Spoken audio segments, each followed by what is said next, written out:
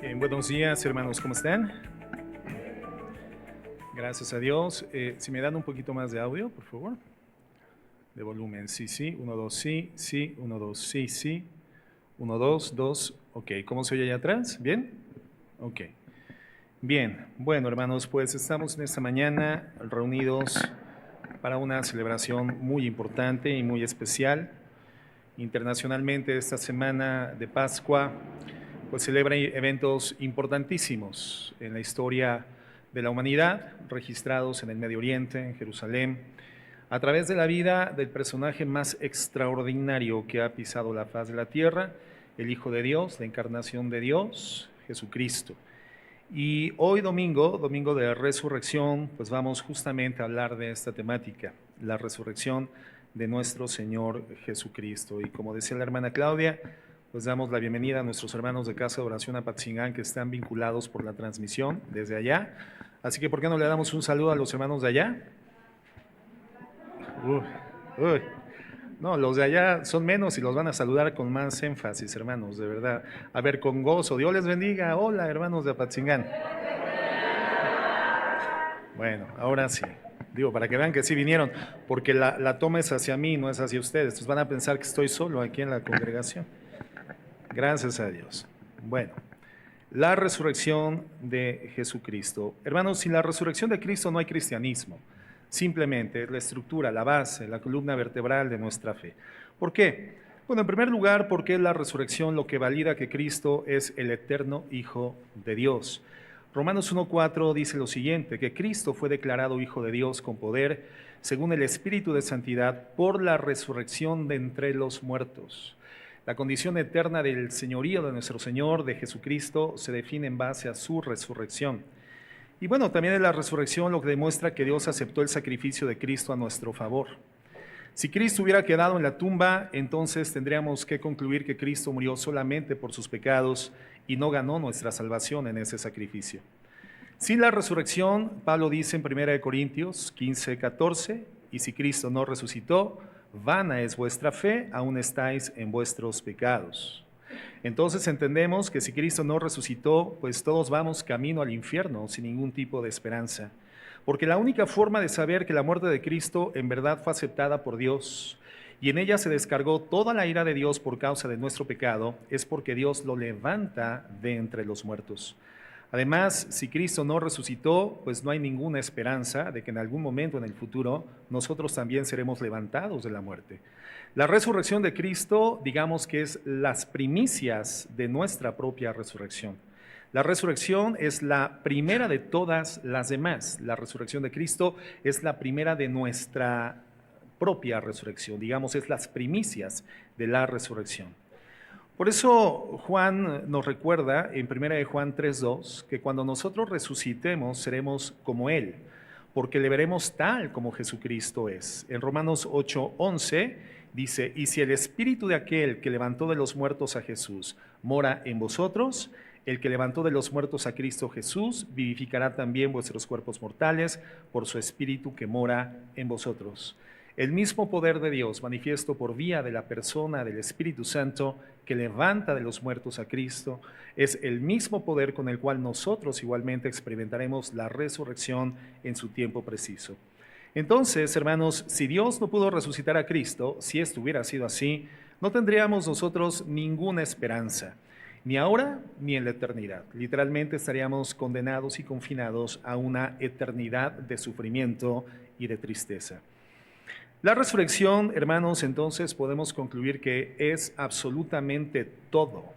La cruz misma, hermanos, no tendría valor sin la resurrección de Cristo. Si Cristo no vive hoy, entonces nada más importa y por eso nuestra salvación depende si nosotros creemos en la resurrección de Jesucristo. Romanos 10:9 dice que si confesamos con nuestra boca que Jesús es el Señor, pero creemos con el corazón que Dios le levantó de los muertos, entonces seremos salvos. Nuestra salvación pende de la capacidad que tenemos por la predicación del Evangelio de creer a pie juntillas, sin dar lugar a la duda, que Jesucristo fue levantado de entre los muertos. Y es importante ver en este contexto que estamos abordando de diversos versos de la Escritura, ese énfasis que la Biblia nos da sobre la resurrección. Porque muchas iglesias lo que enfatizan básicamente es la muerte de Cristo, que Cristo fue resucitado y por supuesto ese mensaje es esencial. Pero no es el mensaje central de la Escritura, hermanos. El mensaje central de la Biblia es que el Cristo crucificado resucitó de la muerte. Cristo vive hoy. Y esto siempre, hermanos, ha sido, digamos, el meollo, la esencia, el nodo, el centro del Evangelio de la Gracia. Hoy vamos a estudiar el capítulo 20 del Evangelio de Juan, hermanos, con la asistencia del Espíritu Santo. Y vamos a ver cómo es que Juan exalta a Cristo y nos ayuda a poner nuestra fe precisamente en Él. En el Cristo que murió por nuestros pecados, el Cristo que fue sepultado y el Cristo que resucitó al tercer día. Y lo hace de forma extraordinaria. Miren, cuando Juan narra la crucifixión de Jesús y narra los eventos de su sepultura, lo hace de forma tal que nos permite experimentar la desesperación que vivieron los apóstoles. Y comienza a crear en nosotros ese sentir del fin de la esperanza en esos hombres. Ellos no entendían, ellos simplemente no creían en la resurrección en ese momento. Entonces, cuando Cristo fue sepultado, simplemente Juan define que todo se había acabado para ellos. No tenían fe y por lo tanto su esperanza había igualmente terminado. Lo interesante es que nosotros y los lectores originales del Evangelio de Juan, pues ya sabemos cómo termina la historia, ¿no? Y sabemos perfectamente que Jesucristo ha resucitado. Entonces, lo que Juan busca es hacer en estos primeros 18 versículos el planteamiento de una escena que nos permita a nosotros experimentar el momento en que Cristo aparece a los apóstoles. ¿Cuáles eran las sensaciones, las emociones, las conclusiones psicológicas y las situaciones emotivas y anímicas que estaban viviendo los discípulos de Jesús? Y entonces vemos una narrativa que genera un ambiente de suspenso en estos primeros 18 versos que vamos a estudiar, porque presenta la tumba vacía. María Magdalena completamente confundida. ¿Qué fue lo que pasó? ¿Dónde está el cuerpo de Jesucristo? Y después vemos a Juan y vemos a Pedro igualmente conturbados, paralizados literalmente ante lo que veían sus ojos. Una tumba vacía, lienzos en el lugar donde había sido depositado el cuerpo del Señor Jesucristo. ¿Qué había sucedido? Los discípulos, hermanos, comenta Marcos, que cuando Magdalena es enviada por Jesucristo resucitado a dar el mensaje de la resurrección, simplemente no le creen. Lucas, el Evangelio, dice que creyeron que eran disparates, es decir, locuras. Entonces, en este pasaje que vamos a ver, vemos una escena de suspenso sobre lo que pasó desde la muerte de Jesucristo hasta el momento en el que aparece visiblemente a los apóstoles. Entonces, en Juan 20, vamos a oír, por favor, versículos del 1 al 18. Vamos a ir leyendo y de manera progresiva vamos a ir analizando con la guía del Espíritu Santo y vamos a identificar de manera clara 3 etapas de la resurrección que experimentaron los discípulos de Cristo. En primer lugar, vamos a ver la fase de la confusión, En segundo lugar, la fase de la afirmación. Y en tercer lugar, la fase de la aparición. La confusión, la afirmación y la aparición. Entonces, iniciamos con la primera etapa de la narrativa, que es la confusión. Vamos al versículo 1 de Juan 20, y dice así: El primer día de la semana, María Magdalena fue de mañana, siendo aún oscuro, al sepulcro, y vio quitada la piedra del sepulcro. Entonces, lo primero que dice es que esto ocurre en el primer día de la semana. Es decir, ¿qué día es el primer día de la semana, hermanos? Domingo, no es lunes, ¿verdad? Es domingo, el primer día de la semana. Quiere decir entonces que a partir de ese momento, el domingo, hermanos, se establece como el momento colectivo, comunitario, en donde las personas que han creído en Jesucristo y en su resurrección, comienza entonces a gestarse la adoración pública de la iglesia cristiana. También en el versículo 26 se nos dice que la segunda vez que Cristo aparece a los apóstoles es 7 días después e igualmente es en día domingo. Y por eso en 1 Corintios 16:2 se nos instruye que debemos de reunirnos cada primer día de la semana, es decir, cada domingo. Y Juan llama al domingo precisamente así el primer día de la semana en Apocalipsis 1:10, porque es el día en el que nosotros nos reunimos con el propósito de celebrar y recordar que nuestro Señor Jesucristo ha resucitado. El día del Señor, el domingo, no es una opción alternativa, no es algo que quede para la dilucidación personal de cada creyente, el venir o no venir, el congregarse o no congregarse, el reunirse o no reunirse. Literalmente se establece en el contexto como un mandato que corresponde a las convicciones del corazón que ha sido transformado por la resurrección de Jesucristo. Entonces, asistir a tu iglesia local el día domingo, hermano, no es una opción que quede en tu libre albedrío determinar, es un mandato que el Señor nos llama a obedecer. Entonces, dice que siendo el primer día de la semana, María va a la tumba y Juan solamente menciona a María Magdalena. Y esto es interesante porque los otros evangelios menciona que había otras mujeres acompañando a María Magdalena en ese momento. Pero entendemos que eso no es una contradicción de la Escritura. Mucha gente toma ese tipo de versículos donde la información no es exactamente la misma en los diversos evangelios, en los 4 evangelios, para decir que hay contradicciones. La realidad que esto no es así. Porque Juan no está diciendo que María Magdalena haya ido ella sola, simplemente está destacando las acciones que ejerce María en ese momento ante la tumba vacía del Señor. Entonces María llega al sepulcro, dice la Biblia, siendo muy de mañana, siendo aún oscuro. Y personalmente creo que este momento en el cual ella asiste a la tumba del Señor, muy de mañana, literalmente previo al amanecer, siendo oscuro, nos habla del amor profundo e intenso que María Magdalena tenía por Jesús. Porque ella llega en el primer momento en el que le es posible llegar a la tumba del Señor. El viernes no pudo hacerlo porque cuando Cristo es sepultado se avecinaba ya el día de reposo, el Sabbat. El Sabbat no permitía por la legislación mosaica aproximarse a las tumbas o las personas que habían perdido la vida, y entonces aprovecha los primeros momentos de la oportunidad que se le presenta, la madrugada del primer día de la semana, del día domingo, para personarse ante la tumba del Maestro. Y para la sorpresa de María, cuando llega dice, y vio quitada la piedra del sepulcro. Sabemos por los otros evangelios que el Sanedrín había puesto soldados en la tumba, que sellaron la entrada de la tumba con una piedra. Lo que el Sanedrín no quería es que los discípulos del Señor Jesucristo robaran el cuerpo del Señor y dijeran entonces de forma falaz o falsificada que Jesucristo había resucitado.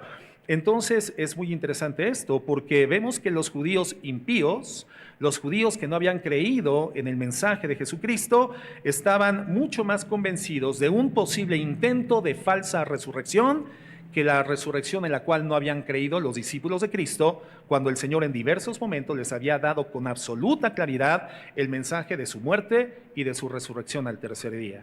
Los impíos judíos creyeron más en esta posibilidad y dijeron no sea que se lo roben y digan después que resucitó, y entonces mandan una guardia, la solicitan a Poncio Pilato, llega esta guardia, cierran la tumba con una piedra y entonces finalmente de esta manera creían resguardar el cuerpo de Jesús para que no fuese sustraído de la tumba. Y esto creo que es una vergüenza para los discípulos del Señor. Pero Dios pone sueño, dice la Biblia, en los soldados del Sanedrín, y hay un terremoto y los soldados finalmente terminan huyendo. Y tan solo después de estos eventos, narra la Biblia que llega María Magdalena a la tumba y ve la tumba sin la piedra y la ve vacía. Pero sabemos, hermanos, que la piedra pues no era un obstáculo para que Jesucristo saliera del sepulcro. Eso lo entendemos perfectamente bien, porque más adelante vemos en el Evangelio de Juan que el Señor Jesucristo al séptimo día se apersona traspasando las paredes del lugar donde estaban reunidos los discípulos. Entonces, él tenía una composición molecular con un cuerpo glorificado completamente nuevo, perfecto, que tenía la capacidad de viajar a la velocidad de la mente, que no era limitado por el tiempo y por el espacio. Entonces, ¿por qué es retirada la piedra del sepulcro de Jesucristo? No para que Cristo pudiera salir, sino para que los que fueron los testigos de la resurrección pudieran entrar a la tumba y observar que la tumba se encontraba vacía. a la postre poder escribirlo y cuando nosotros lo leamos en el Evangelio podamos igualmente por la fe y por la obra del Espíritu Santo creer la narrativa de la resurrección de Jesucristo. El versículo 2 dice que entonces corrió y fue a Simón Pedro y al otro discípulo, aquel a quien Jesús amaba. Aquel a quien Jesús amaba, pues es el apóstol Juan mismo quien está haciendo la narrativa, pero en esa condición humilde no se menciona, sino que se refiere a él mismo como el discípulo a quien Jesús amaba. Entonces llega María, la tumba está vacía, corre inmediatamente, va con Simón, con Pedro, donde estaban alojados juntamente con Juan, y entonces les narra. María corre, hermanos, ¿por qué? Porque está desesperada. Porque la conclusión en la mente de María es que habían robado el cuerpo de Cristo. Entonces corre con Pedro y con Juan y les dijo, se han llevado del sepulcro al Señor y no sabemos dónde le han puesto. Y quisiera que notemos, por favor, la precisión de la palabra de Dios. Dice esta porción, y no sé dónde le han puesto, así dice. Dice, y no sabemos dónde le han puesto. ¿Por qué? Porque efectivamente hay otras mujeres juntamente con ellas en ese momento, pero lo que Juan particularmente quiere destacar son las acciones de María Magdalena. Entonces dice, el cuerpo no está, versículo 3, y salieron Pedro y el otro discípulo y fueron al sepulcro. Corrían los dos juntos, pero el otro discípulo corrió más aprisa que Pedro y llegó primero al sepulcro. Podemos pensar que tal vez Juan era más joven, ¿verdad?, que Pedro, tenía una mejor condición física, tal vez más delgado, más dinámico, más ágil, sin problemas en las rodillas, ¿verdad? Y bueno, finalmente llega primeramente Juan al sepulcro del Señor.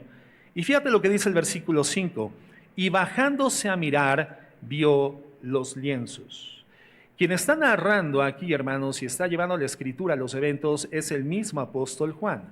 Él está hablando de sí mismo y lo que particularmente llama la atención de Juan, hermanos, es que cuando entra a la tumba del Señor, observa únicamente los lienzos puestos allí, pero no entró.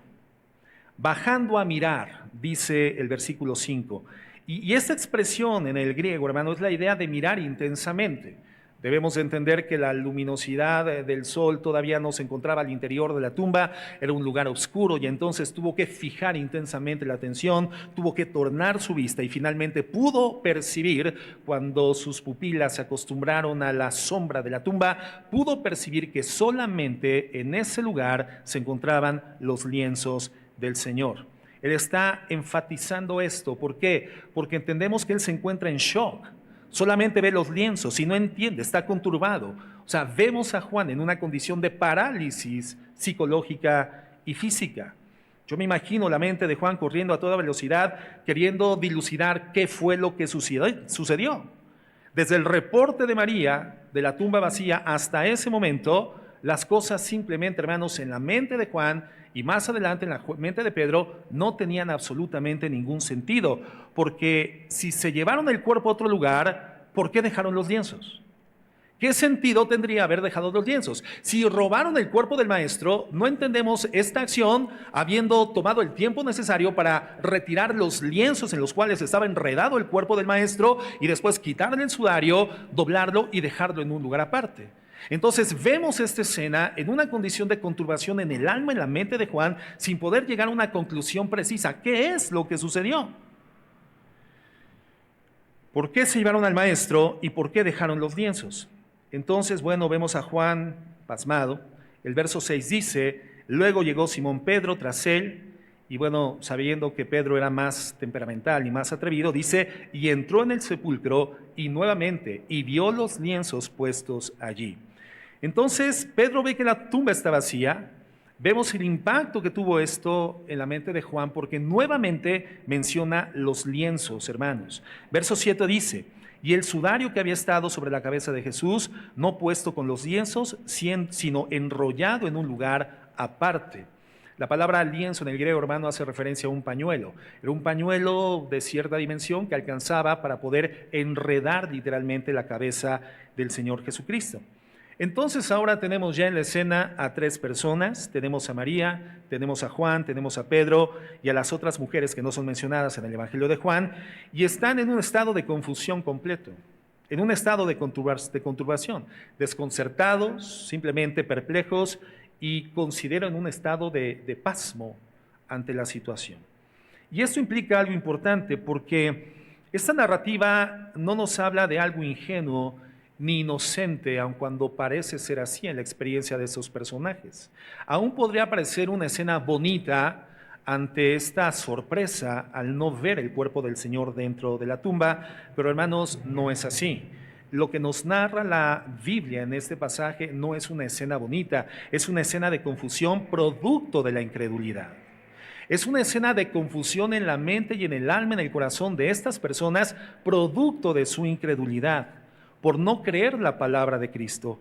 Y Cristo, hermano, más adelante los va a regañar, los va a exhortar. En el versículo 9 dice que no habían entendido la Escritura, por lo tanto, esto es producto de su pecado de incredulidad. ¿Recuerdan cuando Tomás no quiso creer hasta ver a Cristo? Cristo le regaña y le dice, no seas incrédulo. En Lucas 24, Cristo dice a dos de sus discípulos que iban caminando hacia Emaús, insensatos y tardos de corazón para creer. Entonces, debían haber esperado la resurrección al tercer día.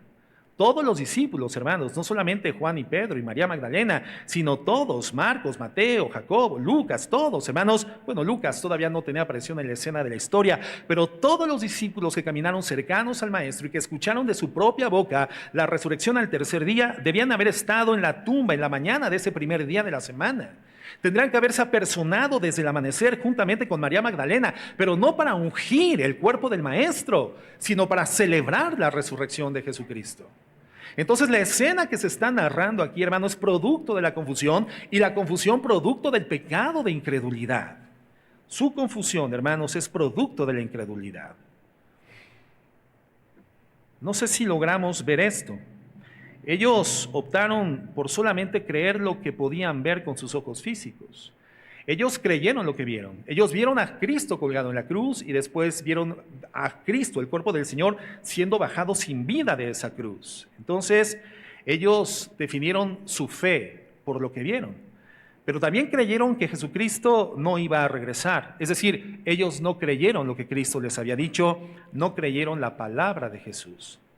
Creo que esta es una lección importantísima para nosotros, porque somos llamados a no creer por lo que vemos en el mundo, hermanos, sino a creer por lo que vemos en el texto bíblico, por lo que leemos en la palabra de Dios. No creer lo que vemos con los ojos físicos, sino creer lo que dice la palabra de Cristo en la Biblia. ¿Cómo estamos en ese sentido nosotros, hermanos, el día de hoy? ¿Cómo nos encontramos en ese sentido?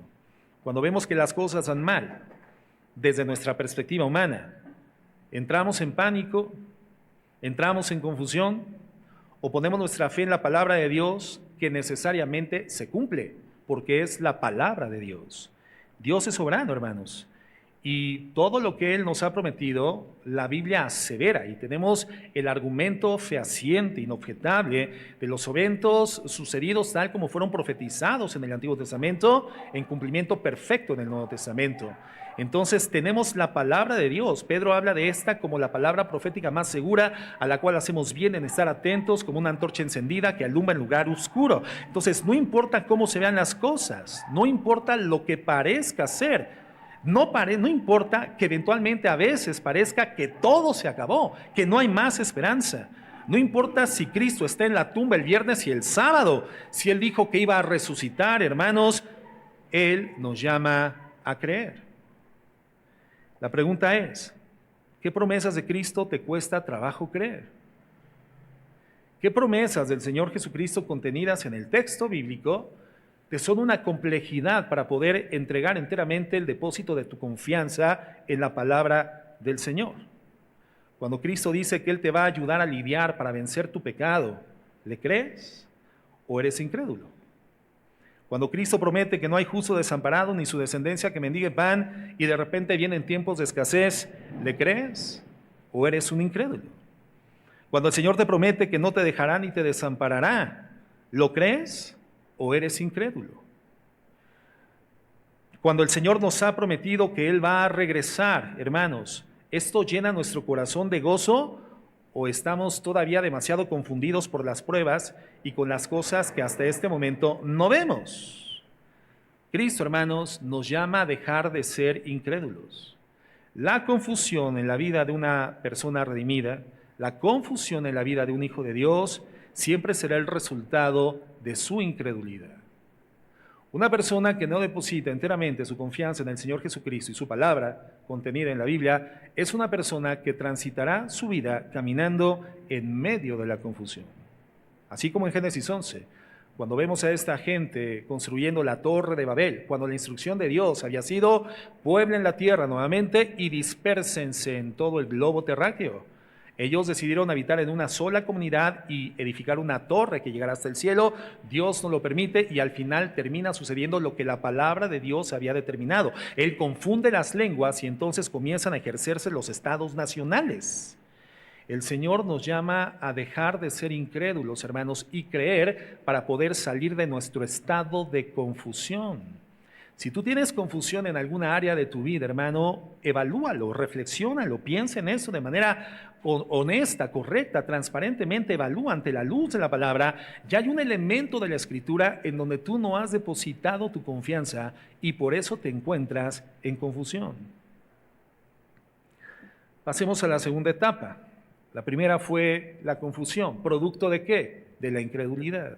Ay, qué hermoso, María Magdalena entra, se conturba, Juan se conturba, Pedro se conturba, qué hermosa circunstancia, Cristo resucitó. Sí, pero la conturbación de ellos, la confusión de ellos estaba establecida en la base de su incredulidad, y la incredulidad es un pecado.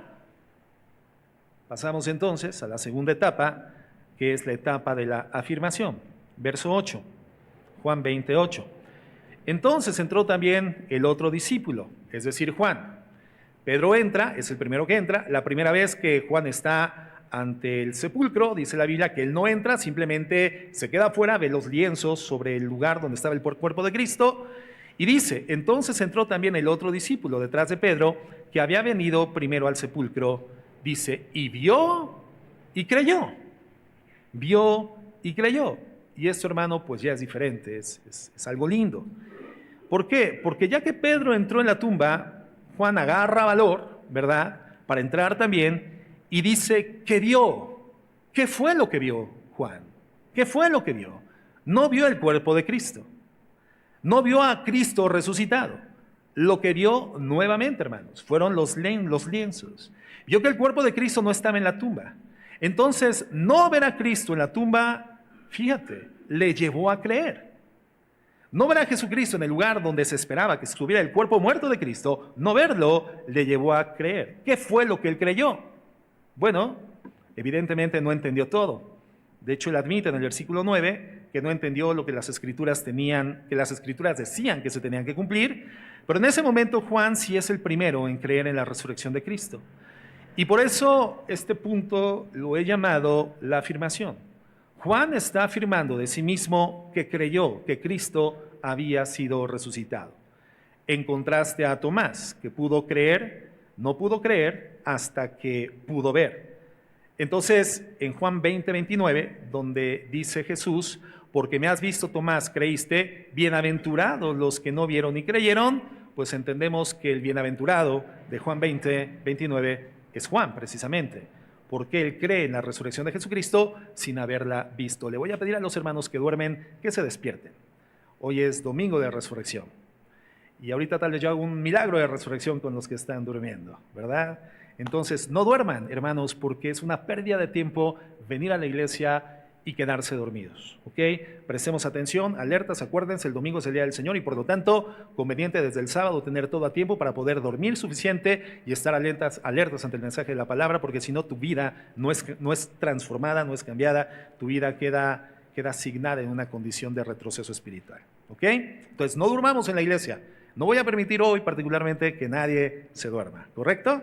Bueno, entonces, ese bienaventurado, cuando Jesucristo le dice a Tomás: tú porque viste creíste, Tomás, pero más bienaventurado aquel que sin ver crea, ese bienaventurado es Juan. Y es la clave, hermanos, de toda esta sección de la Escritura, que nos está hablando de creer precisamente sin ver. Hay un énfasis muy fuerte en esto, porque la única forma de ver de verdad a Jesucristo es con los ojos de la fe. solamente con los ojos de la fe. De hecho, en Juan 9 se nos presenta el relato de un ciego. No lo busques, pero lo estudias en tu casa. Juan capítulo 9 nos presenta el relato de un ciego, y en todo el capítulo, hermanos, nadie puede ver a Jesucristo excepto el ciego. Y cuando él se da cuenta que es ciego, entonces, que es Jesucristo, le adora, se postra ante él. Entonces, todos los que ven con sus ojos físicos solamente son más ciegos que los ciegos, que el Señor Jesucristo sanó en gracia y en misericordia. Entonces, hermanos, Juan cree en la resurrección de Cristo antes de verle resucitado, y después explica en Juan 20:31 que la razón por la que escribe el Evangelio es para que nosotros también creamos, para que tengamos fe. Escribe para alimentar nuestra propia fe en Jesucristo. Fíjense lo que dice Juan 20:31. Dice: por estas cosas se han escrito para que creáis que Jesús es el Hijo de Dios, y para que creyendo tengáis vida en su nombre. Pero la audiencia original de Juan, hermanos, pregunta, pensemos con inteligencia. ¿La audiencia original de Juan vio a Cristo resucitado, sí o no? Contéstenme, hermanos, sin miedo. ¿La audiencia de Juan vio a Cristo resucitado? El Evangelio de Juan se escribe entre 60 y 80 años después de la resurrección de Cristo. La audiencia a la cual es dirigida el Evangelio de Juan, la carta de Juan, ¿vio a Cristo resucitado? No.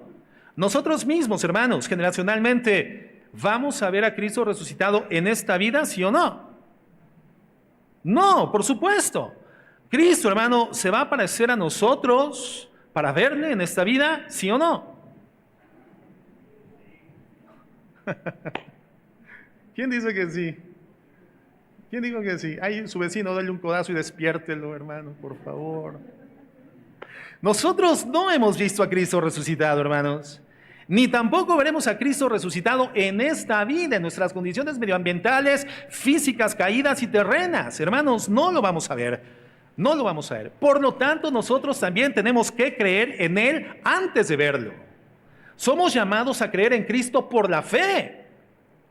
¿O quién ha visto a Cristo resucitado? Levante la mano, para que nos diga cómo es, para que nos firme la Biblia, y la siguiente vez le toma una fotografía y nos los muestra a todos aquí en la iglesia.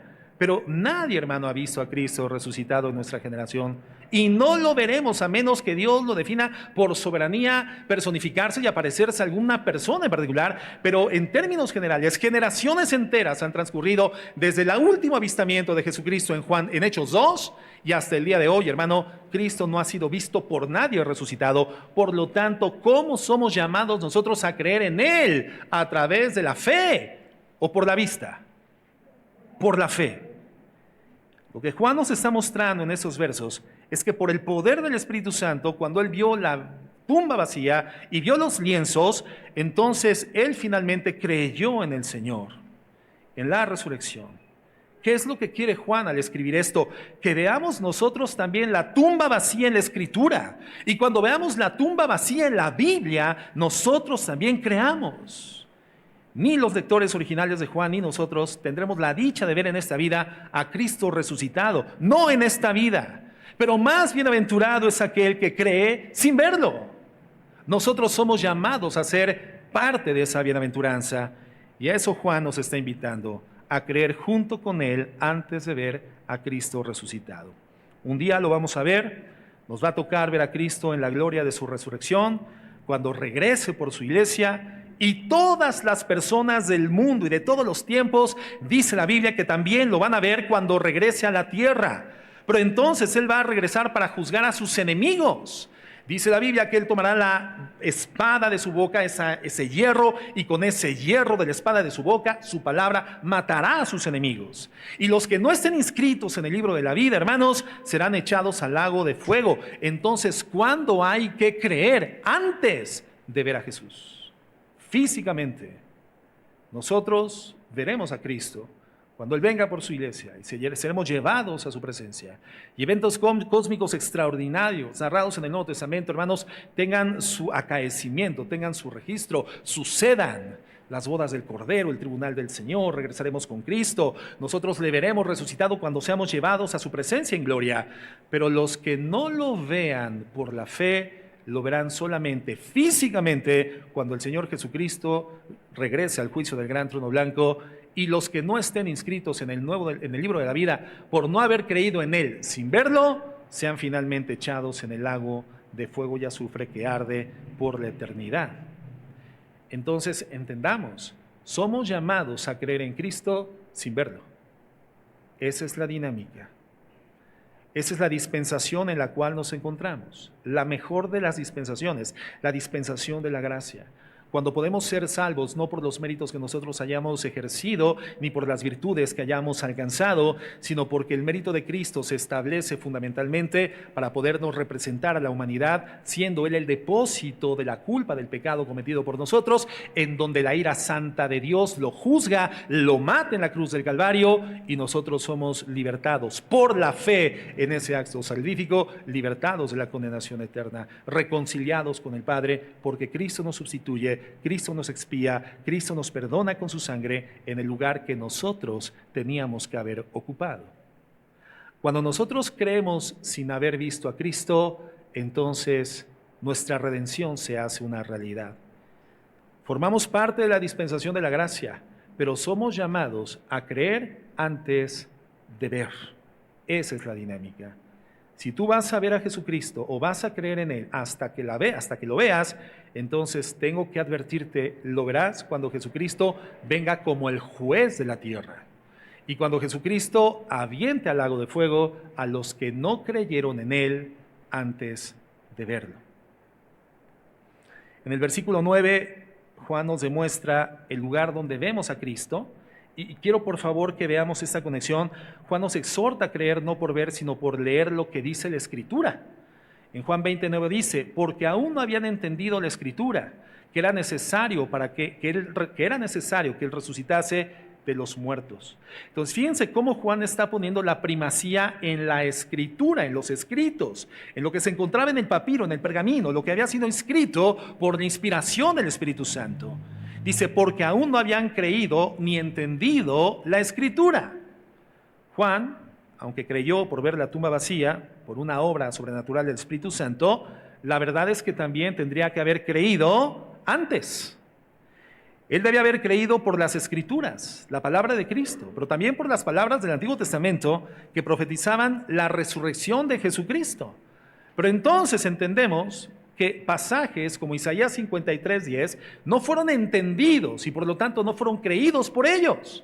Isaías 53:10 dice, cuando haya puesto su vida en expiación por el pecado, es decir, cuando la vida del Hijo de Dios hubiera sido puesta en ese lugar de martirio y de muerte para expiar el pecado de la humanidad, dice, verá linaje, vivirá por largos días y la voluntad de Jehová será en su mano prosperada. Es decir, la muerte no retendría a Jesucristo en el sepulcro.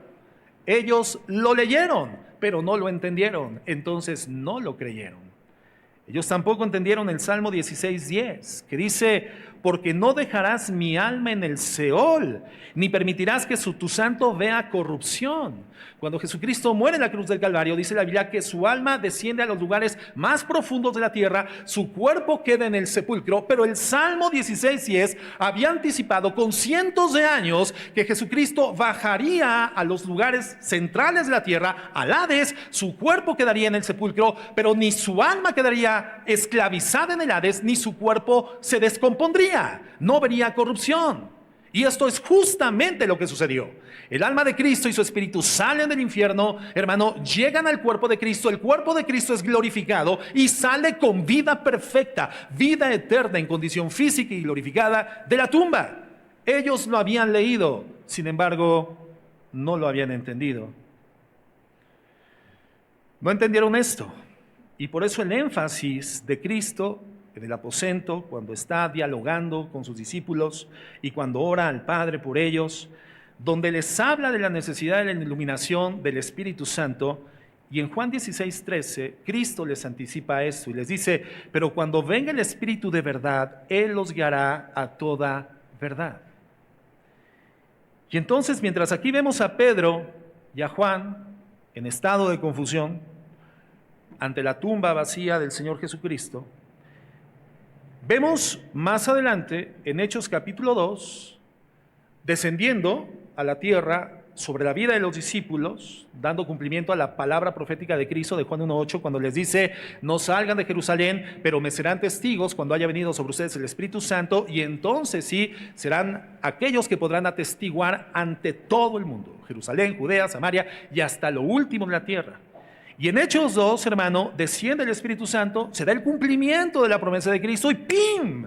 De repente le hace sentido todo al apóstol Pedro y él se levanta delante de todos los judíos en la fiesta de Pentecostés, más de 3,000 judíos que escuchan de boca de Pedro el Salmo 16:10 predicado, diciendo: era necesario que esto sucediera y que todos nosotros creyéramos en la resurrección de Jesucristo. Y entonces les exhorta a arrepentirse, pero en Juan 20, esto, hermano, todavía no sucedía.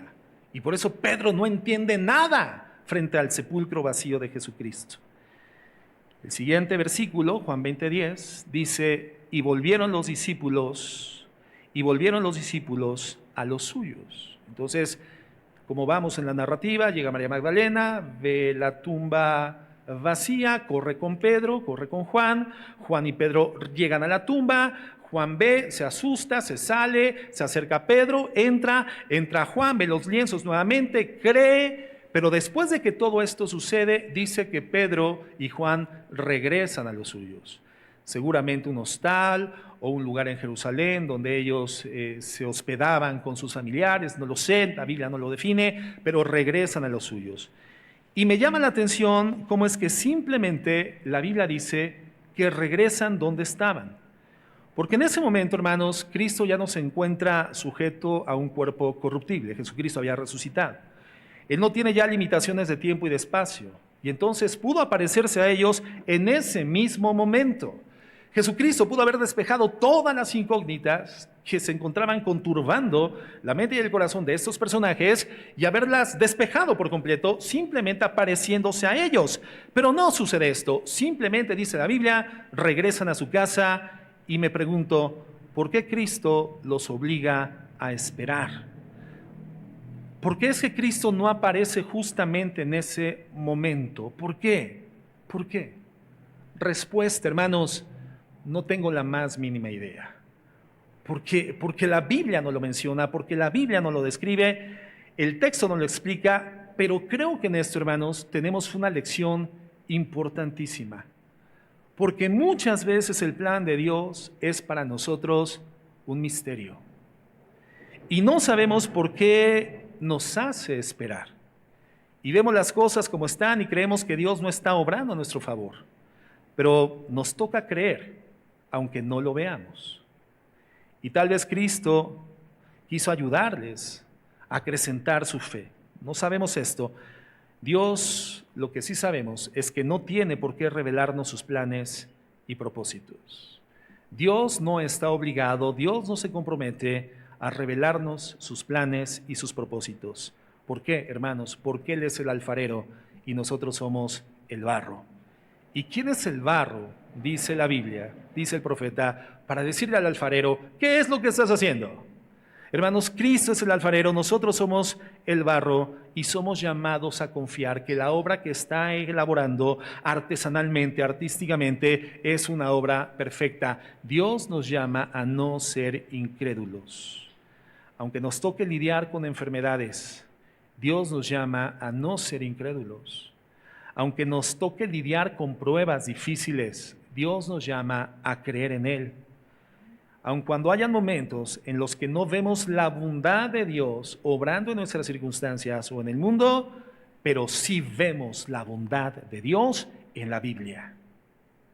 Aunque tú no veas la bondad de Dios actuando a favor de tu emergencia, tu urgencia, tu contingencia, tu circunstancia adversa, tu tragedia, tu dolor, tu tristeza, tu desesperación, tu enfermedad, etcétera, tu escasez, aun cuando tú no veas a Dios obrando en su bondad, tú tienes que ver la bondad de Dios en la palabra. Somos llamados a ver la bondad de Dios en el texto escrito, hermanos, en la Biblia. Y la pregunta es, ¿qué vas a creer? ¿Lo que ves con tus ojos o lo que Dios dice en su palabra? Bienaventurado el que no ve y cree. ¿Serás bienaventurado o serás un desdichado? La elección es nuestra. La decisión es nuestra.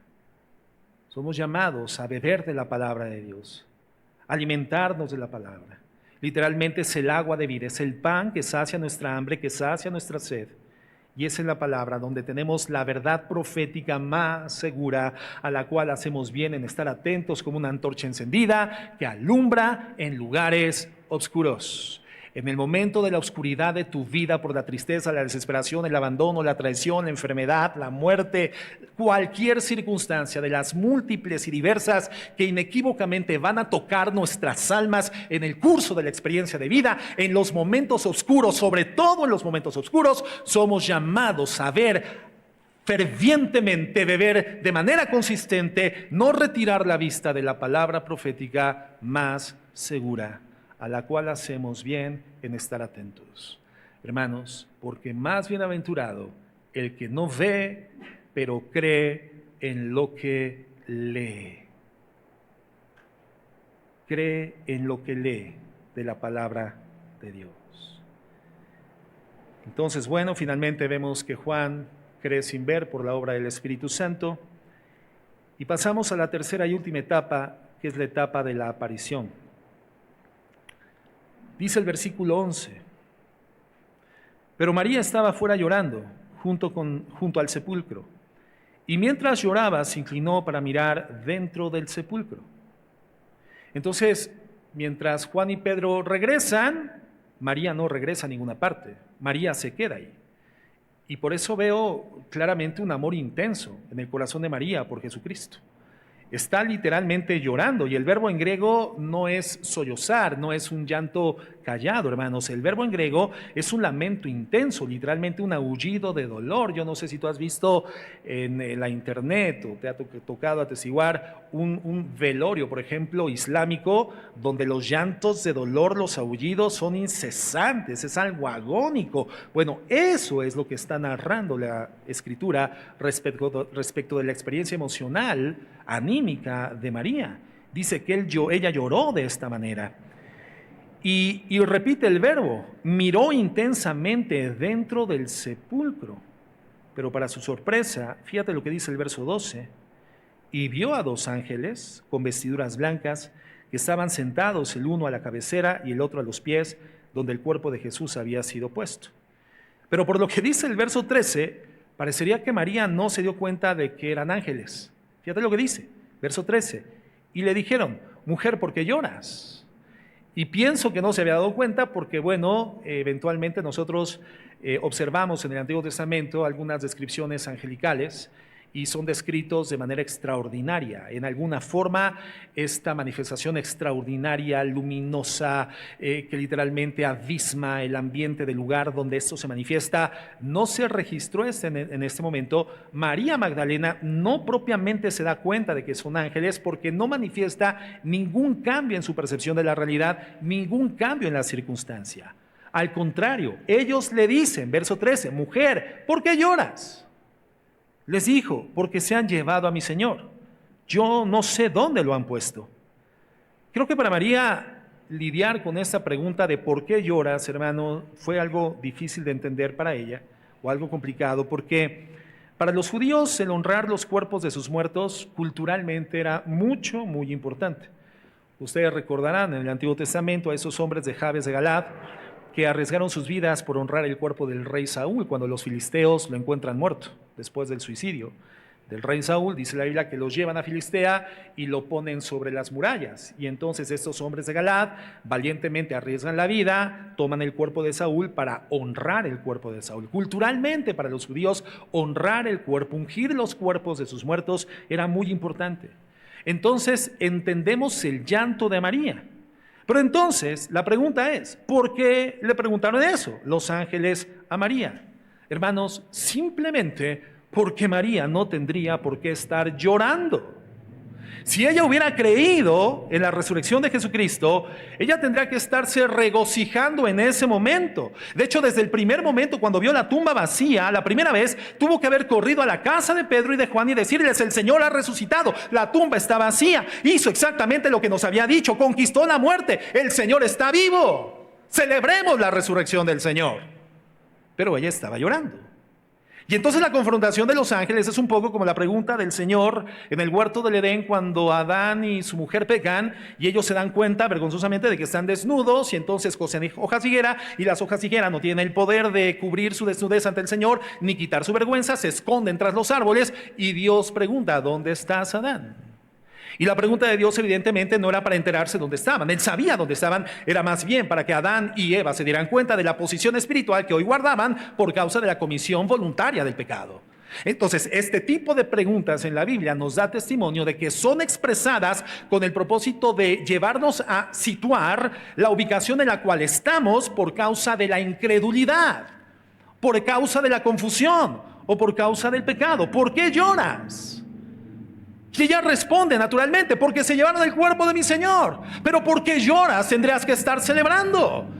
Hace minutos atrás tendrías que haber corrido igualmente como lo hiciste, pero no para decir se robaron el cuerpo, sino Cristo ha resucitado, cumplió la palabra, el Señor vive, venció a la muerte, no fue retenido por ella. ¿Por qué lloras, María? Pero no, ella igual que Pedro y Juan ante la incredulidad, están en pecado. No creen las palabras de Cristo. Pero el hecho de que María se comporta como una incrédula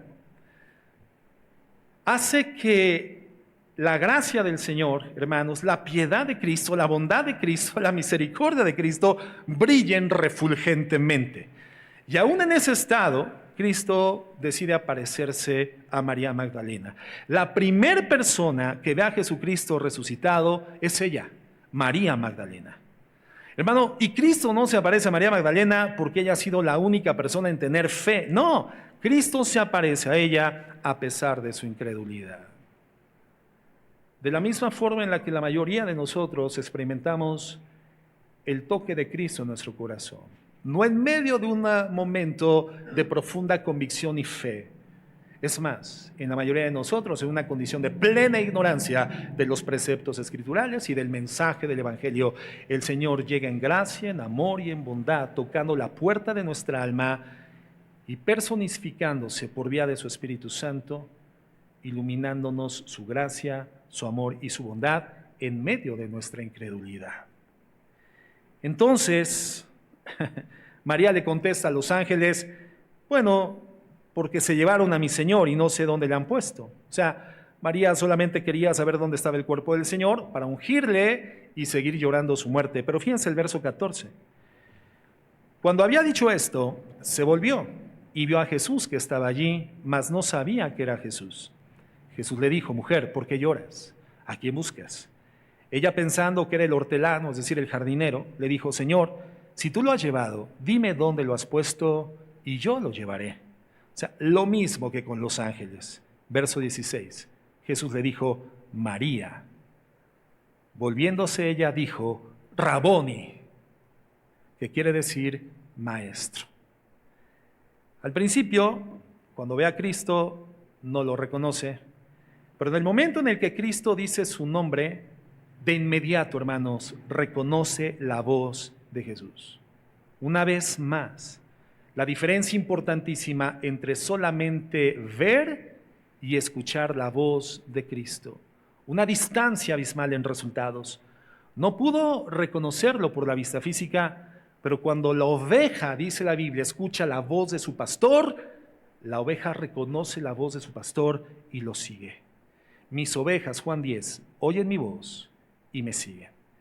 Ella le dice entonces, Raboni, y podemos entender que en ese momento María se postra delante de Cristo, se postra ante sus pies, abraza sus pies.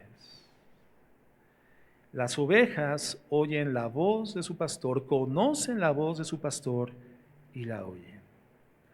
En el mundo, hermano, hay una enorme cantidad de voces gravitando en el ambiente espiritual invisible.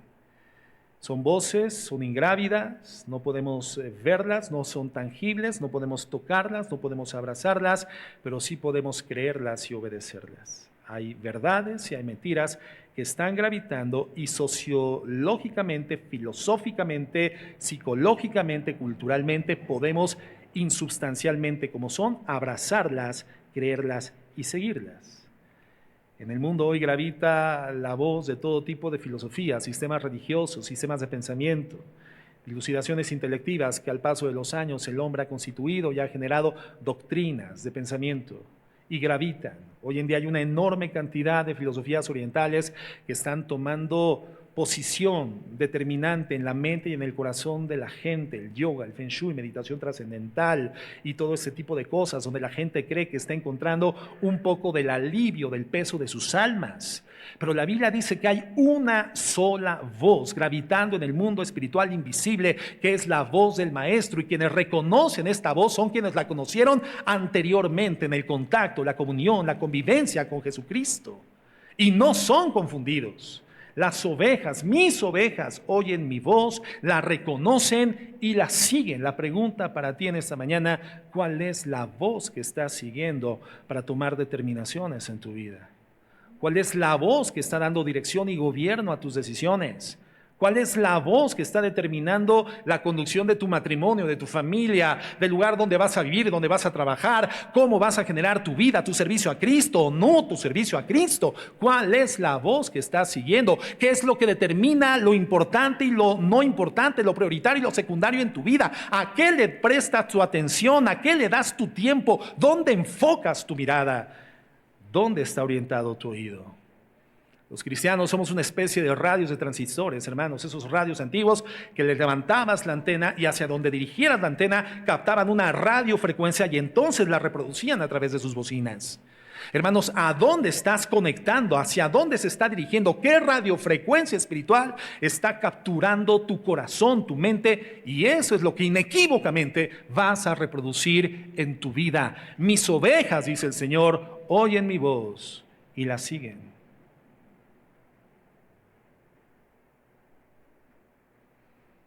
María reconoció la voz del Señor. Era una oveja del Maestro. Raboni. Se tiende a los pies del Maestro. Y en el verso 17 Jesús le dijo: no me toques. Y en griego esa expresión, hermanos, no tiene la idea de un toque simple o un contacto. Tiene la idea de aferrarse a algo y no soltarlo. Y esto fue lo que sucedió con María. Ella no lo describe de manera específica, pero al menos Juan, pero evidentemente entendemos que se aferra al Señor. Cuando lo ve, se aferra al Señor. Y creo que eso tiene dos sentidos. Uno físico, porque Jesucristo, aun cuando ya tenía un cuerpo glorificado, que no estaba sujeto al tiempo y el espacio, que ya no era sujeto de corrupción, todavía no subía a la presencia de su Padre. Él tenía que sentarse a la diestra del Padre en los lugares celestiales, como decía proféticamente la Escritura. Pero también espiritualmente el Señor anticipadamente había dicho a los discípulos: es necesario que yo me vaya para que entonces les sea enviado ¿quién? El Paracletos, el Espíritu Santo de Dios, el cual les guiará a toda justicia y a toda verdad. Entonces lo que Cristo le está diciendo es: no me toques porque me vas a contaminar. No, le está diciendo: no me toques, no te aferres, yo todavía tengo que llegar a la presencia de mi Padre y posteriormente tendré que enviarles al Espíritu Santo. No es el tiempo de que yo permanezca con ustedes. No me toques, porque aún no he subido a mi Padre. Mas ve a mis hermanos y diles: subo a mi Padre y a vuestro Padre, a mi Dios y a vuestro Dios. Y esta parte final del verso 17 es una maravilla, es extraordinario, quema los circuitos de la mente humana, porque a partir de ese momento entonces Cristo está dando el anuncio del resultado victorioso de la redención alcanzada por todos los que en Él hemos creído en la cruz del Calvario, y dice entonces, para constatarlo: ahora el que era mi Padre y solo mi Padre, también es su Padre por adopción. Y ahora entonces ellos, ustedes, son mis hermanos, porque ahora somos hijos del mismo Padre. Y era mi Dios, pero ahora también es su Dios. Subo a mi Padre y a vuestro Padre, a mi Dios y a vuestro Dios. Ve y díselo a mis hermanos. Es decir, por mi redención, por mi muerte y mi resurrección en la cruz del Calvario, aquellos que sin verlo lo hayan creído, entonces serán depositarios de todos los beneficios, de todos los derechos de un hijo de Dios, de un hermano mío delante del Padre, y juntamente conmigo serán coherederos de todas las riquezas espirituales en Cristo, en gloria, en los cielos, esperando por ustedes. Herencias inmarcesibles, incontaminadas, inmancillables, espirituales, esperando para aquellos que han creído sin ver. Ahora ve, le dice María Magdalena, y dile a mis hermanos. Ya no les llamó siervos, ni siquiera les llamó amigos, les llamó hermanos. Hasta ese momento nos constituimos por la obra redentora de Cristo en la cruz y su resurrección en familia de Dios, no antes. Por eso aquella religión o sistema filosófico que te dice, es que todos somos hijos de Dios, no es cierto. La Biblia dice todo lo contrario. Nacemos siendo hijos del diablo y nos convertimos en hijos de Dios por causa de la fe en sus méritos expiatorios, representativos y justificatorios en la cruz del Calvario. Cuando creemos que Él resucitó. Romanos 10:9.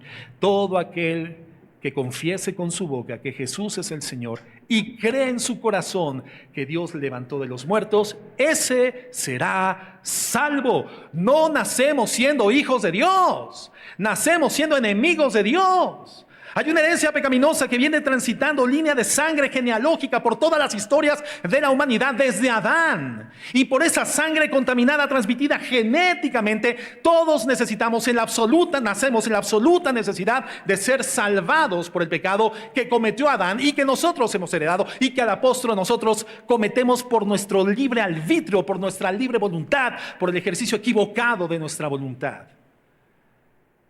Tú lo ves en los niños pequeños y lo hemos comentado. ¿Quién le enseña a los niños pequeños a portarse mal? A los niños pequeños hay que enseñarles a portarse bien, porque a portarse mal ya saben, lo traen genético, de paquete, así son diseñados. La maldad se encuentra concentrada en el corazón del ser humano desde el momento de la gestación. Cuando el óvulo es fecundado por el esperma, en ese momento se contamina ese gameto, se contamina ese nuevo ser por el pecado que viene transitando por línea de sangre. El ser humano no tiende a la bondad, el ser humano tiende a la maldad. Y las expresiones de aparente bondad de los seres humanos están fundamentalmente motivadas por su egoísmo personal. El amor, por ejemplo, que es una de las expresiones más extraordinarias y que nos muestran que tenemos esa imagen y semejanza de Dios. Cuando el ser humano no lo manifiesta como el resultado de su redención en Cristo, el amor aparentemente puro del ser humano es un amor egoísta. Y yo te amo por lo que me conviene amarte a ti. Yo te amo porque teniéndote a mi lado yo me siento gratificado, satisfecho y encuentro un nivel de realización. Te amo porque me eres necesario, mas no te amo porque estoy dispuesto a sacrificarme por ti, aunque no tenga una retribución emotiva y estimativa de tu parte. Los valores más nobles del ser humano sin la redención de Cristo están fundamentados en el egoísmo, hermanos, en la conveniencia. Lo doy porque me conviene, lo doy porque me va a generar en retribución un beneficio. Hermanos, nosotros estamos en la urgente necesidad de ser redimidos por la fe en el sacrificio y la redención, y la resurrección de Jesucristo de entre los muertos. Cuando la persona cree en este mensaje, cuando la persona sin verlo lo cree, o porque se le anunció, o porque leyó que la tumba estaba vacía, porque alguien le predique el evangelio de la gracia, esa persona se convierte por la fe en un hermano de Jesucristo y entonces puede llamarle a Dios mi Dios y mi Padre. Y aquí Jesucristo lo está constatando. Es decir, aun cuando aquellos habían sido incrédulos, aun cuando ellos no habían creído en la diversos momentos en que Cristo había manifestado con total claridad que Él resucitaría, que era necesario subir a Jerusalén, ser juzgado, ser entregado en manos de pecadores, ser muerto y ser resucitado al tercer día, aun cuando lo había mencionado en diversos momentos, no lo creyeron, eran incrédulos. Sin embargo, Jesucristo no se avergüenza de llamarles hermanos. En Juan 2:11 esto dice, por lo cual no se avergüenza de llamarlos hermanos. ¿Qué confianza tendrá que generar en nosotros saber que somos hechos hijos de Dios, hermanos? No por nuestro sacrificio, sino por su sacrificio, por su obra de redención. Qué hermosa la gracia y la misericordia de Dios que convierta a pecadores en hijos suyos por la fe. Todos somos hijos de Dios. Si tú no has creído en Cristo, tú no eres un hijo de Dios. No es popular, pero la verdad no tiene por qué ser popular. La verdad es la verdad. A menos que creas en el Hijo de Dios, en su estado resucitado por la eternidad, entonces podrás ser visto por Dios como uno de sus hijos, como uno de los suyos. Verso 18. Fue entonces María Magdalena para dar a los discípulos las nuevas de que había visto al Señor y que le había dicho estas cosas. Entonces vemos a María obedeciendo el mensaje del Señor, lo lleva a los apóstoles, pero no. Igualmente los discípulos no le creen, no tienen fe, no podían creer solamente por escucharlo, ellos no lo habían visto, no lo habían creído, y una vez más esto es una vergüenza para ellos. Pero quiero que pensemos un segundo, ¿por qué Cristo decide aparecer a María Magdalena? ¿Por qué? Si nadie le iba a creer, además una mujer con antecedentes pecaminosos. María Magdalena no tendría credibilidad en una corte judía, simplemente por su historia. ¿Por qué entonces escogerla a ella para ser el primer testigo del evento más importante de la historia del universo y de la humanidad, que es la resurrección de Jesús? ¿Por qué ella? Bueno, creo que hay varias razones, pero una muy importante es porque muchas personas juzgan que la Biblia es machista. ¿Has escuchado eso? Es que la Biblia es machista. No, nada que ver. Y aquí lo vemos claramente. Cristo resucita y decide que la primicia de su aparición, de sus apariciones, sería para una mujer con un pasado cuestionable. Pero eso no es algo fuera de lo común para Dios. Si recordamos que en la genealogía de Jesucristo hay 4 mujeres con pasados cuestionables desde la perspectiva del mundo. Tamar, una mujer fornicaria. Raab, una mujer pagana. Ruth, una mujer idólatra. Y Betsabé, una adúltera. Y ahora María Magdalena, una mujer que en el pasado había estado endemoniada y una mujer loca, una mujer de la calle. Cristo, hermanos, no aparece a los poderosos. Cristo no aparece a los religiosos. Y entonces vemos una exaltación que nos habla de la bendita gracia de Dios. Porque ¿quién es poderoso entre nosotros? Dice la Escritura, el apóstol Pablo. ¿Quién tiene la abolengua en sus apellidos? ¿Quién es sabio en este mundo? Nadie, sino que de lo vil y lo menospreciado escogió Dios para exaltarse Él y humillar la competencia de los poderosos. Dios no ve lo que ve el hombre. Dios ve al humilde y al pobre de espíritu. Mientras nosotros estamos urgentemente viendo la forma de vincularnos con gente poderosa, gente de influencia, gente que tenga un peso en la sociedad, un nombre, un apellido, una posición, gente que tenga los recursos, gente que pueda ser influyente en nuestras expectativas, que pueda ser una palanca o una plataforma de despegue, lo que Dios ve no es lo que nosotros vemos, hermanos. Los valores que nosotros tenemos por la contaminación del contacto del mundo no son los valores de Cristo. Los valores de Cristo son eternos. Dios, hermano, ve al humilde y al pobre de espíritu. Es decir, a Dios no le importa lo que a nosotros sí nos importa y lo que nosotros vemos físicamente. Lo que Él quiere es exaltar la gloria de su gracia y lo hace manifestándolo a la gente más necesitada, no a los ricos, sino a los mendigos de espíritu.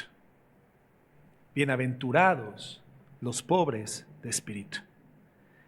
Entonces Cristo salva a los que reconocen que son mendigos espirituales, que no tienen nada que ofrecerle al Señor, que no tienen mérito, que independientemente de la posición social y el reconocimiento comunitario y la carrera y la exaltación y el currículum, hermano, como el apóstol Pablo reconoce, todo lo que tenía por ganancia, hoy para mí es basura, por la excelencia de ganar a nuestro Señor Jesucristo. Cristo salva a los que reconocen que son mendigos espirituales, con nada que ofrecerle, humillados y que simplemente creen en Él. Entonces, no importa quién seas, no importa tu condición, ve a Cristo, póstrate delante de Él y adórale. Cree en Él. Si tú crees en Él, si tú abandonas tu pecado y confías en Cristo, Él te llamará hermano. Él te salvará. Él hará un lugar especial para ti en la casa de su Padre. En la casa de mi Padre muchas moradas hay, y yo me adelanto a prepararles morada para ustedes, le dice a sus discípulos. En Juan 14, si tú te arrepientes del pecado y vas en absoluta humildad, reconociendo tu pobreza e insuficiencia espiritual, hermano, el Señor te adopta como su hijo.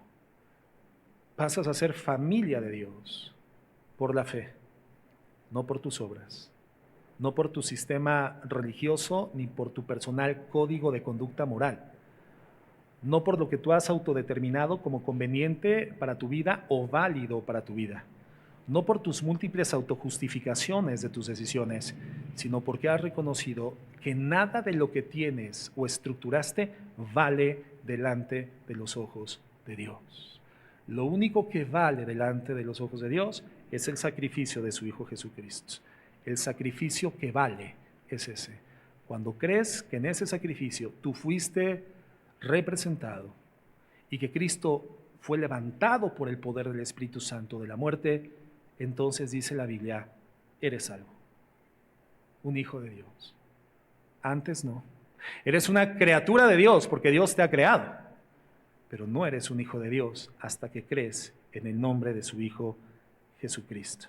En conclusión, Juan nos está mostrando que tenemos la palabra de Cristo, la palabra de Cristo que nos dice que Él resucitó.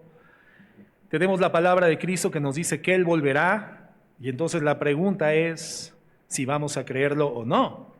Si tú vas a creer que Cristo vive, si tú vas a creer que Cristo va a volver.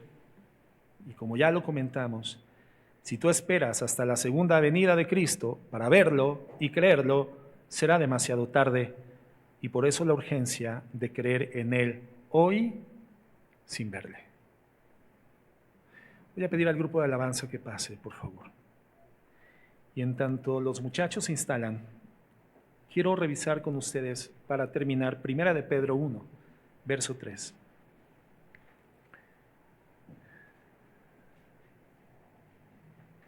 Y fíjate cómo lo expresa Pedro. Dice, bendito el Dios y Padre de nuestro Señor Jesucristo, que según su grande misericordia nos hizo renacer para una esperanza viva. Él nos hace renacer para una esperanza viva por la resurrección de Jesucristo de los muertos. Es decir, somos salvos y somos llevados a una verdadera esperanza por la resurrección de Cristo. La resurrección que sucede exactamente como la Biblia lo dice. Y por eso tenemos esperanza, que Él va a volver exactamente como también Él lo anunció. Verso 4, para una herencia.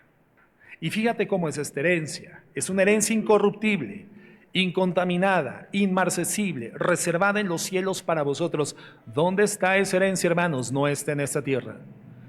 Dios, hermano, no tiene el propósito de hacer morir a su Hijo en la cruz del Calvario con el propósito de que nosotros nos gocemos materialmente. El gozo material que Dios nos permite es por su gracia, por su misericordia y para darnos sustento, con el único propósito que la primera prioridad de nuestra vida sea buscarle a Él, el reino de Dios y su justicia, sin que nada nos distraiga. Pero nuestra búsqueda no es por las cosas materiales, sino por la justicia de Dios, la comunión con Dios, el gozo en la presencia del Señor, disfrutar a Dios en su presencia.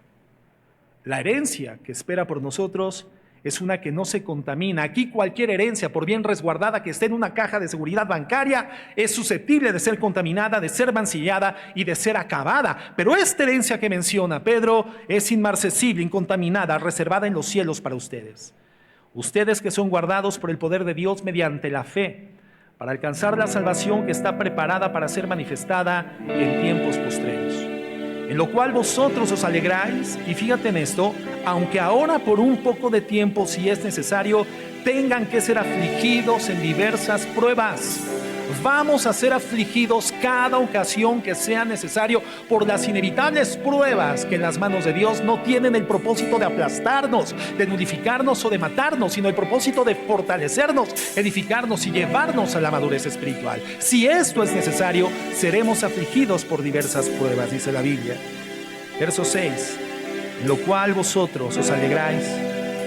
Verso 7, para que sometida a prueba vuestra fe, mucho más preciosa que el oro, el cual aun cuando perecedero se prueba con fuego, se añada su fe en alabanza, gloria y honra cuando sea manifestado Jesucristo. Y verso 8, a quien amáis sin haberle visto. ¿Cómo puedo permanecer, Señor, con esa fe? ¿Cómo puedo abrillantar mi fe, que es más brillante que el oro? ¿Cómo puedo fortalecer mi ser fiel a Cristo? Lo dice el verso 8, a quien amáis sin haberle visto, en quien creyendo, aun cuando ahora no lo veas, en quien creyendo, aun cuando ahora no lo veas, se alegran con gozo inefable y glorioso, obteniendo el fin de vuestra fe, que es la salvación de vuestras almas.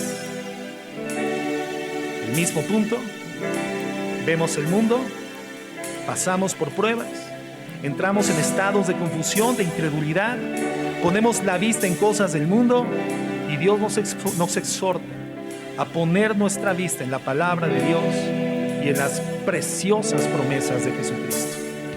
Que si realmente, hermanos, las creyéramos, estaríamos gozosos y en paz frente a cualquier adversidad, frente a cualquier circunstancia. Estaríamos celebrando la resurrección de Cristo y esperando su regreso con ansias, porque todo lo que Dios dice se cumplió, tanto su muerte, su sepultura, su resurrección. Hermanos, así será en su segundo regreso. Debemos celebrar que nuestro Señor vive esperando con gozo ese momento en el que Él va a regresar, y va a regresar por los que creyeron en Él sin verlo. Vamos a inclinar un momento nuestros rostros, hermanos, y vamos a orar, porque lo que a continuación vamos a celebrar, la Cena del Señor, es algo que está reservado precisamente para aquellos que hemos creído. Porque la Cena del Señor es un memorial que el Señor Jesucristo celebra con sus discípulos en la Pascua judía, con el propósito de mostrarle a ellos los elementos que iban a simbolizar lo que al día siguiente, horas después, sucedería en la cruz del Calvario. Un pan que representaba el cuerpo de Cristo, que sería literalmente destruido en esa cruz. Vino que representaba la sangre derramada, pero que también significaba el elemento que sellaría un nuevo pacto con Dios. El tránsito de la Pascua a la Cena del Señor, el tránsito de la ley a la dispensación de la gracia, donde el hombre ya no tendría que esforzarse por esfuerzos humanos, por méritos propios, en alcanzar los mandamientos de la ley, sino que ahora, depositando su confianza en aquel que cumplió la ley a cabalidad, le representaría en la cruz, recibiría su juicio, moriría por él, resucitaría para su futura resurrección y entonces recibiría por gracia el perdón de sus pecados. Por eso dice la Biblia, en el libro de Corintios, que celebrar esta Santa Cena es algo espiritualmente muy importante. No podemos celebrar esta cena de forma indigna. Eso significa en conciencia de mi pecado y sin haberme arrepentido de mi pecado. Es el cuerpo de Cristo en la cruz lo que recordamos a través de esta celebración. Es su sacrificio, es su sangre redentora, la que nosotros conmemoramos en esta acción. Es un memorial de la muerte de Cristo, pero también es el anuncio de que Él ha resucitado y por lo tanto volverá. ¿Quién participa de la Santa Cena? Quien haya creído en esta verdad, que Cristo murió por sus pecados, que Cristo resucitó de la muerte y que Cristo volverá. Quiero dar unos breves minutos para que voluntariamente y personalmente cada uno reconozca su condición espiritual delante de Dios. Y si es la primera ocasión que tú escuchas el mensaje del Evangelio, que Cristo murió por ti, en esa oración personal tú le puedes decir: Señor, te pido perdón por mi pecado. Reconozco que tú eres Dios, que moriste por mí sin que yo lo mereciera, que pagaste el precio por mi maldad, y que solamente en tu sacrificio y en tu muerte encuentro perdón, porque nadie sino tú murió por mí. Y tú resucitaste, Jesús, y de nuevo vendrás con gloria, por tu iglesia y después para juzgar a vivos y a muertos. Señor, perdónanos por el pecado que hemos cometido, Señor, por la dilación espiritual, por las múltiples distracciones a las que le hemos dado nuestra atención, por las no pocas veces en que hemos hecho caso omiso a tu llamado de acercarnos a ti en devoción y en comunión, de buscarte en el consejo de tu palabra, de encontrarnos contigo en la oración, de estar en tu presencia en silencio y en soledad para poder ser abrazados y reconfortados por tu Espíritu Santo, por las veces que hemos preferido las múltiples distracciones de este mundo, el internet, el Netflix, las redes sociales, las plataformas, por la forma en la cual hemos perdido nuestro tiempo, Señor, y después decimos no tengo tiempo de orar, cuando el problema no es el tiempo, sino cómo uso mi tiempo, por la forma, Señor, en la que he cedido al pecado, porque teniendo la oportunidad de decirle no al pecado, no a la tentación, he cedido fácilmente porque mi alma fácilmente se deja conquistar por la maldad. Porque yo no he vivificado la presencia de tu Espíritu Santo en mi vida, consumiendo con responsabilidad tu palabra y estando en oración. Porque tú nos dijiste, velad y orad para que no entréis en tentación, porque a la verdad el espíritu está dispuesto, mas la carne es débil. Por teniendo la oportunidad de disfrutar la eternidad de tu gracia, de tus maravillas, de tus piedades, de tus privilegios, de tus misericordias, de ese gozo inefable y glorioso, Señor, he decidido bajar mi vista a los satisfactores del mundo y llenarme falazmente de ellos para finalmente volver a tener hambre y volver a tener sed, porque eres el único que puede saciar mi sed y mi hambre, y separado de ti nada puedo hacer. Perdóname, Señor, por mis fornicaciones, por mis adulterios. Perdóname, Señor, por consumir pornografía, inmoralidad sexual en la internet, Señor, por hacerlo en oculto pensando que nadie me ve cuando no puedo escapar de tu presencia, cuando no hay circunstancia que pueda ejercer, Señor, fuera de tu conciencia eterna, cuando las mismas sombras y oscuridad no ocultan de ti, no podemos escapar de ti y hemos creído que podemos burlarnos. Padre, perdóname, perdónanos por el robo, por la mentira, por el latrocinio, porque creemos que hay mentiras blancas que se justifican y tú has dicho, los mentirosos no heredarán el reino de los cielos. Por no ser fiel a la mujer de mi pacto, al hombre de mi juventud. Perdóname, Señor, por cruzar constantemente las puertas falsas, los satisfactores mentirosos, cuando tú eres fuente de agua de vida.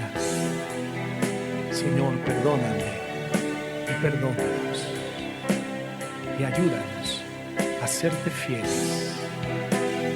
Que cuando tú regreses encuentres nuestra fe más brillante que el oro, gozándonos en la esperanza de verte resucitado en aquel día y poder por tu gracia recibir tu herencia inmarcesible, inmancillada, incontaminada. Ahí, Señor, en los cielos, en tu presencia. Ayúdanos, mi Dios.